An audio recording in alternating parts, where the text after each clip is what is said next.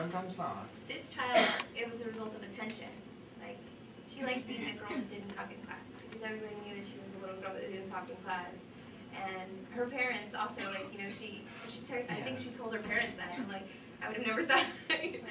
But I mean, that's pretty rare. I mean, that does happen, but that's very, very rare. Well, they can be, I mean, excessively shy, right? Yeah, I mean, you can be really shy. Fluency or stuttering.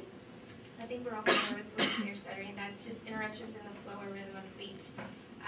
It can include hesitations. That was a disruption right there.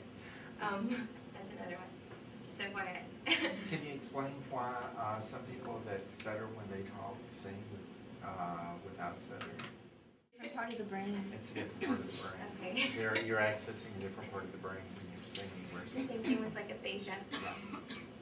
With aphasia can also sing really well, but they can't talk. Okay. It can affect sounds, syllables, words. See, this would have been stuttering or something, or phrases.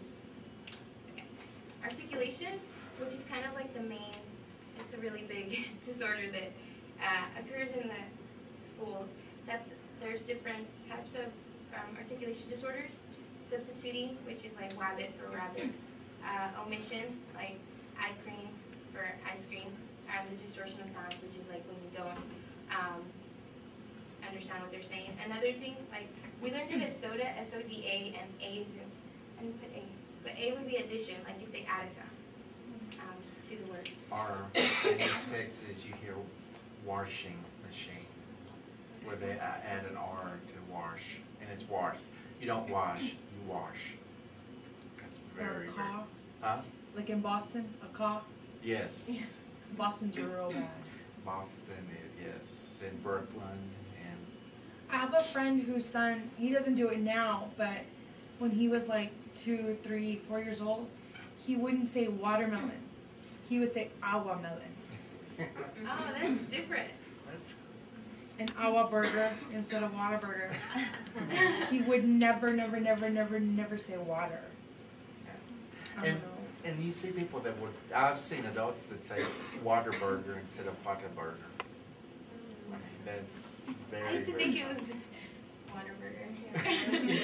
And then I read what a melon, because there's a little thing that sells melon. I'm like, oh my gosh, there's a what on the thing. But yeah.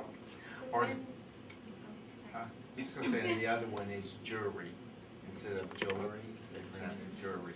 Sandwich. Yes. Oh, my sister says that. As a young child, though, isn't that natural? Yeah, it is, because children develop different sounds at different ages. There's a lot of research now done that, like, children shouldn't be, like, if they don't develop the R sound by, like, a certain age, they shouldn't be like, oh my gosh, this child has this disorder, because there's a set of consonants that are developed at a later age, you know. They're harder to, R is really hard to say. If it was L, you know, things that are not appropriate. And a lot of times, as a teacher, you're like, oh, this kid is substituting all their W's for R's. I think they have an articulation disorder. I think you need to screen them, or I think they need help, or all this stuff. And the little kid is like in pre-K. Swallowing or dysphagia. This is difficulty in sucking, chewing, trickery in the swallow. It interferes with lunch, snacks, and it can also impact learning, because I mean, I don't know if you've ever choked or like had. It feels horrible when you can't eat in general. I love food. So, I mean, it can be difficult for a child too. And you can also see like excessive drooling with this too. If they have like CP or another Mobius syndrome.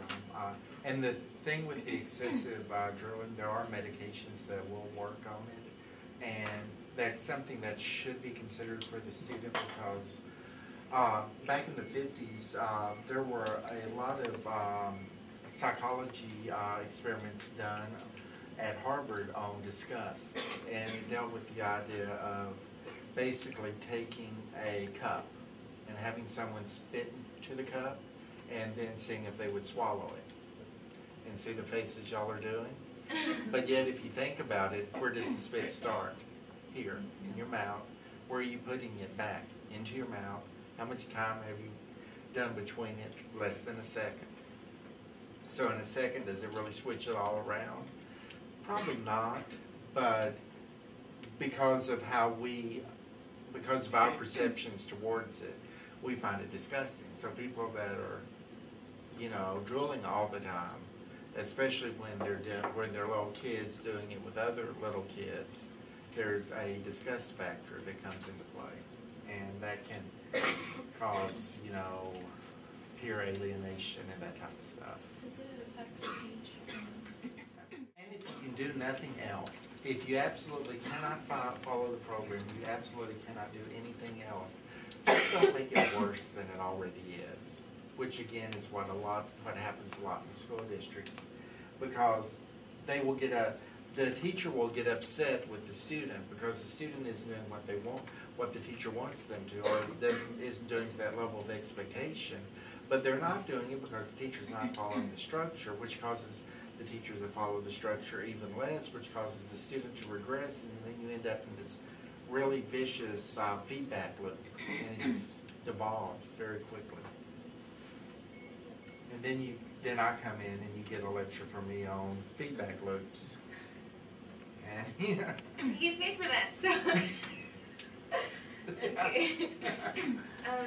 Speech and language disorders can be associated with, as we mentioned before, cleft palate, hearing loss, CP, learning disabilities, autism. There are a lot of different diagnoses that can result in speech disorders. TBI, traumatic brain injuries. I think kids get hurt, and they have a lot of different problems that can result in a communication disorder. And with traumatic brain injury, while all of them are really bad, traumatic brain injury can kind of be emotionally harder than the others, because usually the child that gets traumatic brain injury is going to be the athletic golden boy of the school.